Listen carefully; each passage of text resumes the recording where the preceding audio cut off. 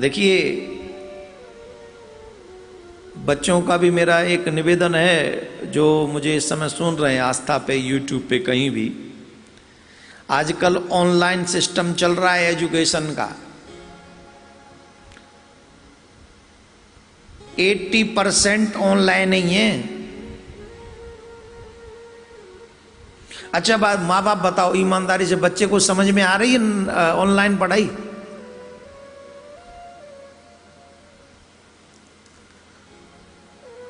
हाँ, एक समस्या हो गई, जिन बच्चों के हाथ में मोबाइल नहीं थे उन हाथों में मोबाइल और चला गया।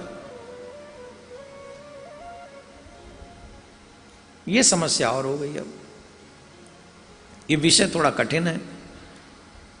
अभी शायद कानेपुर की बात है का, अभी न्यूज में आया था, 15 साल के बच्चे ने अपनी मैडम का, जो मैडम बेचारी पढ़ा रही थी, फोटो के साथ वीडियो कॉल पे पढ़ा रही थी, उसका स्क्रीनशॉट लेकर और उसका नंबर लेकर ऑनलाइन कर दिया। और जब ढूंढने गए तो 15 साल का बच्चा। ये काम किसने किया?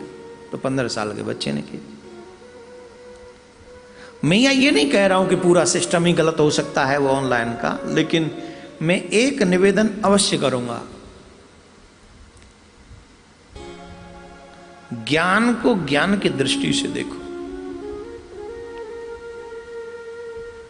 जब आप पढ़ने जाते हो तो आपके माता पिता बड़ी उम्मीद से आप पर अपना पैसा खर्च करते हैं, बड़ी उम्मीद से मेरे बच्चे पढ़ जाएं। और जब बच्चे पढ़ते हैं ना तो माँ बाप को भी खुशी मिलती है। इसलिए नहीं कि तुम्हारे हाथ में मोबाइल आ जाए, इसलिए कि तुम पढ़ लिख कर कुछ बन जाओ। कई बार आजकल ऐसी भी सिचुएशन है कि हम पढ़ भी गए, लिख भी गए, फिर भी जॉब नहीं है, तो घबराना नहीं चाहिए। मैं तो ये कहूँगा, जॉब मत ढूंढो, अगर संभव हो सके तो तुम ऐसे बनो जो जॉब दे सको किसी को, ऐसे बनो। 2 भाइयों की कहानी मुझे याद आ रही है, अगर आप इसी एजुकेशन सिस्टम पे ही है तो मैं चाहूंगा आप सब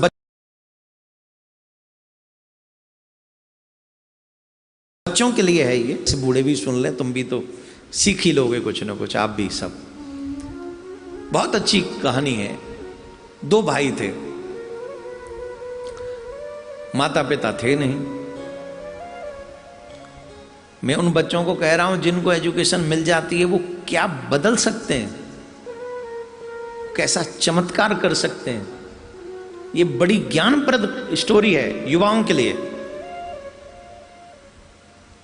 लेकिन ऐसे बनने की कोशिश करो। 2 भाई थे, मां बाप थे नहीं। बड़े भाई ने कम पढ़ लिख कर नौकरी करना प्रारंभ कर दिया और अपने छोटे भाई को पढ़ाता गया। बड़े भाई ने अच्छा किया, क्योंकि जानता था कि वो सारी जिम्मेदारी मेरे ऊपर आ गई। तो पढ़ा कम, नौकरी में लग गया, नौकरी कमाने लगा, कमा के बच्चों भाई को पढ़ाने लगा। अब वो भाई पढ़ लिख गया लेकिन नौकरी न मिले। अब वो भाई ये चाहता था कि मुझे ऐसी नौकरी मिले जिससे कम से कम मैं अच्छी कार्य को आगे कर सकूं। पढ़ा लिखा बड़ा अच्छा ही था, लेकिन बड़े भाई में एक प्रॉब्लम थी। बड़ा भाई थोड़ा एहसान जताता था, कुछ करता नहीं है। जैसे नहीं, कई बार हमारे यहां तो कहते हैं टॉन्ट मारना, आजकल कहते हैं कमेंट करना। कमेंट करता है, और कमेंट भी नेगेटिव कमेंट। कई लोगों का स्वभाव होता है नेगेटिव कमेंट करना, तो उसका वही स्वभाव बन गया। पढ़ाया लिखाया अच्छा किया, लेकिन नेगेटिव कमेंट, तू कुछ नहीं कर सकता, ऐसे ही पढ़ा रहता। वो भी बेचारा माथा पकड़ के पढ़ा रहता था, कोई अच्छी नौकरी मिल नहीं रही, कोई अच्छी नौकरी मिल। अब पढ़ा लिखा अच्छा था। और छोटा भाई कहता था ये भी बात अच्छी है कि ये इन्होंने मुझे पढ़ाया लिखाया, लेकिन रोज ऐसे कमेंट करते हैं, ये ठीक नहीं। पर फिर भी सुनता था।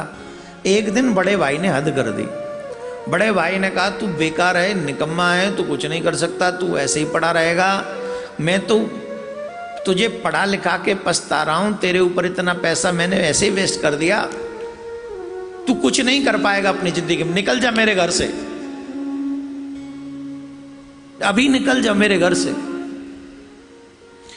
छोटे भाई को लगा डांटना फटकारना ये अच्छी बात है, पर ऐसे कहना कि निकल जा मेरे घर से, ये तो सरासर इंसल्ट है। वैसे तो मेरे बड़े भाई हैं, पर अब इनको शायद लगता नहीं कि मैं इनके साथ रहूं। तो उसके भी मन में विचार आ गया। 2 जोड़ी कपड़े जो उसके थे उसे उठाए, बैग लेकर निश्चय कर लिया कि अब मैं इस घर को छोड़ दूंगा। तो वो जाने लगा तो बड़े भाई ने समझाने की बजाय एक और कमेंट किया, जा जा जा निकल जा। हमारे ब्रज में तो कहना, असल की औलाद हो तो दोबारा लौट के मत आइयो। ये बहुत बड़ी बात हो गई। असल की औलाद हो तो मतलब पिताजी तक पहुंच गई बात, दोबारा लौटना नहीं इस घर में। अब और बुरा लगा, निश्चय कर लिया कि चाहे मेरे प्राण चले जाएं, मैं अब इस घर में वापस नहीं आऊंगा। भाई को प्रणाम किया और चला गया।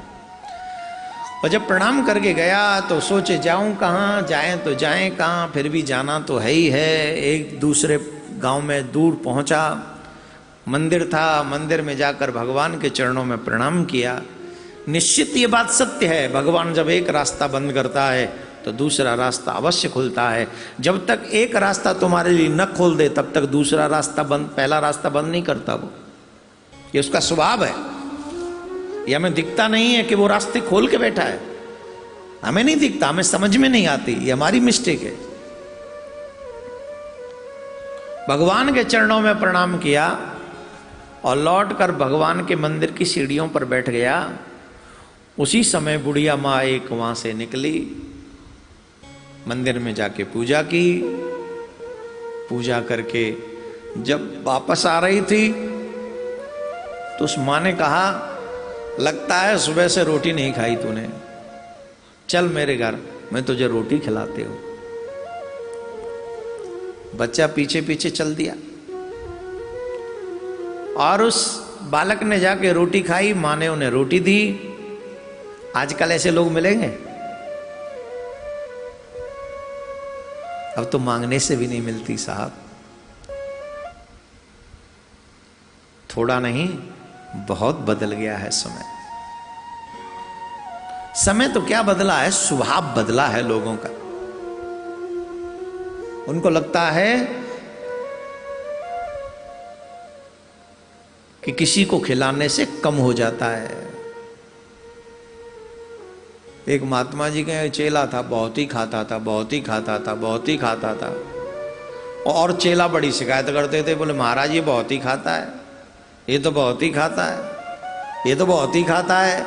महाराज ने मुस्कुरा के कहा, ये उतना ही खाता है जितना इसका खाता है। ये उतना ही खाता है जितना इसका खाता है। तो जो जितना भाग में लिखा के लाया उतना ही खाएगा। वो तुम्हारे घर में भी आके खा जाएगा क्योंकि उसका है, तुम्हारा नहीं है वो। ये प्राउड करना, ये घमंड करना कि मैंने इतने लोगों को खिला दिया, इट्स बैड। तुम्हारा नहीं था, वो उसी का था, तुम्हारे यहां पहुंच गया था, इसलिए वो तुम्हारे यहां पहुंच के खा गया। तो उस बालक ने माँ को प्रणाम किया और उस बालक ने कहा, माँ एक बात पूछनी है। बोले क्या? बोले तुम्हें कैसे पता चला मैं भूखा हूं? माँ ने कहा, बेटा मैं भी एक माँ हूं, बच्चे का मुख देखकर पहचान जाती हूं कि वो भूखा है कि पेट भरा हुआ है। माँ हूं इसलिए पता चल गया। अच्छा, पूछा बात क्या है? तो उसने अपनी पूरी स्टोरी बताई। मैं बहुत दुखी हूं माँ, मेरे पास कोई कार्य नहीं है, अब जा रहा हूं कहीं नौकरी ढूंढूंगा। तो उस माँ ने कहा, बेटा एक बात बता, तेरे पास कोई नौकरी नहीं है, तू ये घर छोड़ के जा, मेरे यहां से भी जाना चाहता है, अपने भाई का घर तू छोड़ ही आया है, तू एक काम क्यों नहीं करता? बोले क्या? बोले तुझे एक काम करना चाहिए, इस गांव में कोई, तू पढ़ा लिखा है ना? बोले बहुत पढ़ा हूं माँ आपके आशीर्वाद से। बोले तो इस गांव में कोई मास्टर नहीं है, कोई टीचर नहीं है, क्यों नहीं तू इस गांव के बच्चों को पढ़ाता, इस गांव के लोग तेरा बड़ा आदर करेंगे। क्यों नौकरी ढूंढता है? यहां के बच्चों को पढ़ाना। उस व्यक्ति को बात अच्छी लगी। बोले माँ आपका आइडिया अच्छा है। तो उस माँ ने उसकी हेल्प की कि तू प्रारंभ में यहीं मेरे यहीं पढ़ा ले, नहीं तो गांव वाले जैसे कहें। तो गांव वालों ने एक छोटा सा घर बना के दे दिया, ये तो बड़ा अच्छा हो गया कि आप हमारे बच्चों को पढ़ा सकेंगे। अब उसकी एजुकेशन तो बहुत अच्छी थी ही, उसने जो बच्चों को पढ़ाना प्रारंभ किया उसकी प्रशंसा शहर तक पहुंच गई।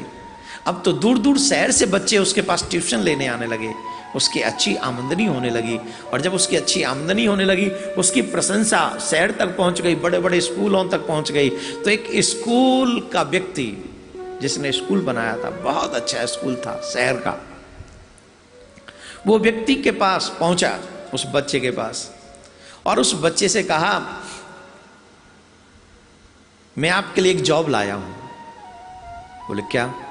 बोले मेरा ये स्कूल है, आपने नाम सुना है? बोले हाँ सुना है। मैं चाहता हूं आप इस स्कूल में, मेरे स्कूल में, वो मेरा ही स्कूल है, आप प्रिंसिपल बने।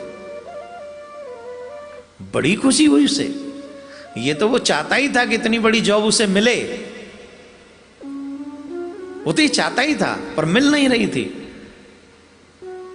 पर विद इन 2 मिनट्स, सिर्फ 2 मिनट में उसने मना कर दिया, मुझे जॉब नहीं चाहिए।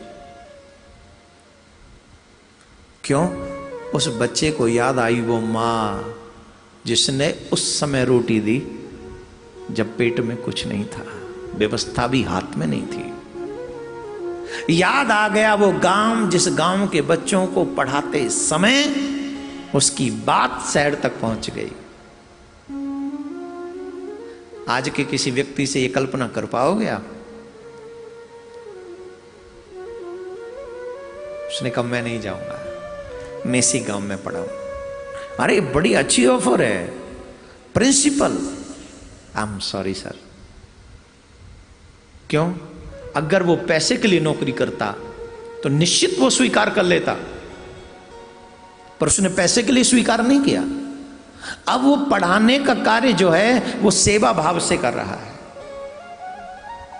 कमाई के लिए नहीं कर रहा, वो सेवा भाव। इस गांव ने मुझे रोटी दी है, मैं इस गांव को नहीं छोड़ूंगा, मैं इस गांव में रह के यहां के बच्चों को पढ़ाऊंगा। उसने ये निश्चय किया। अब तो महाराज 7 दिन बाद वो व्यक्ति फिर लौट के आया।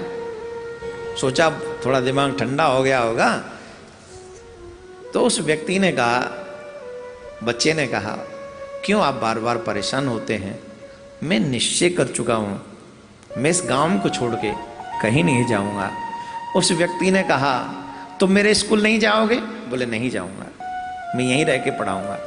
बोले तुम मेरे स्कूल नहीं जाओगे? बोले नहीं जाऊंगा। बोले कोई बात नहीं, अब मेरा स्कूल इस गांव में आएगा।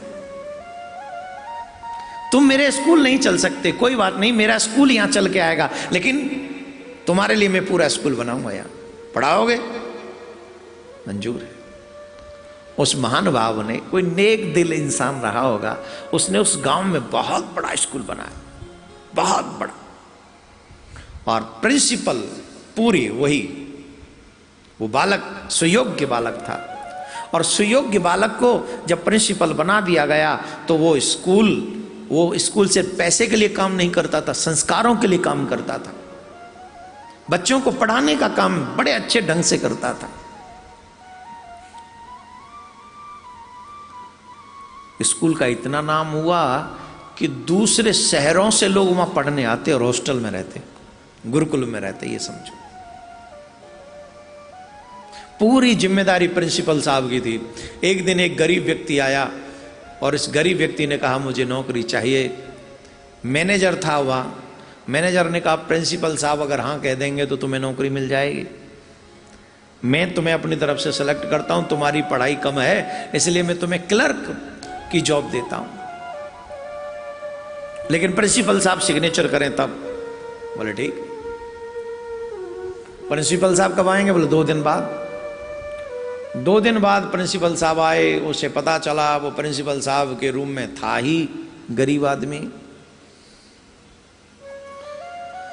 प्रिंसिपल साहब के रूम में ये गरीब आदमी कोई और नहीं, वो इसका बड़ा भाई था।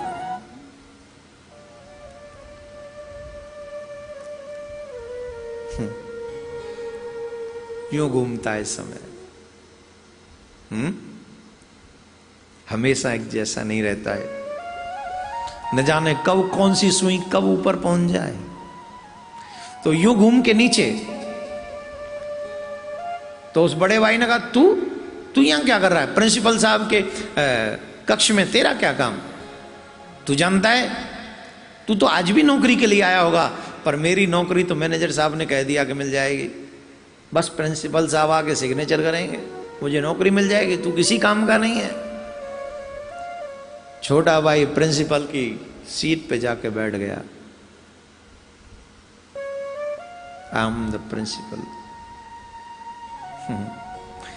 अब तो बड़ा भाई देखते रह गया। उसने निर्णय निश्चय कर लिया, उसको लग गया कि अब नौकरी मिलने वाली, जिसको मैंने घर से निकाल दिया, भगा दिया, क्या वो मुझे नौकरी देगा?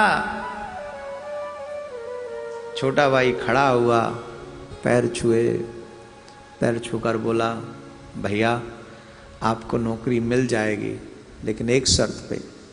पहले तो ये समझ लो, आप कम पढ़े इसलिए क्लर्क की नौकरी आपको मिल रही है। दूसरा, आपको भगवान ने कुछ दिया, उसका अभिमान आपने किया, शायद इसलिए आपको आज ये दिन देखना पड़ा। तीसरा, अगर आप ये निश्चय करें, मेरे से वादा करें कि आज के बाद अभिमान नहीं करेंगे, तो नौकरी आपकी। प्रोमिस। निश्चित तौर पर मुझे नहीं पता कि आपको कौन सा करैक्टर पसंद आया होगा, बड़ा या छोटा, इस स्टोरी में, लेकिन एक बात गारंटी से कहता हूं, अगर आप पढ़े हैं, अगर आप एजुकेटेड हैं, तो निश्चित आप ये मत सोचिए कि आपको नौकरी मिल जाए। आप ये सोचिए कि मुझे कुछ बदलाव लाना है अपने समाज में।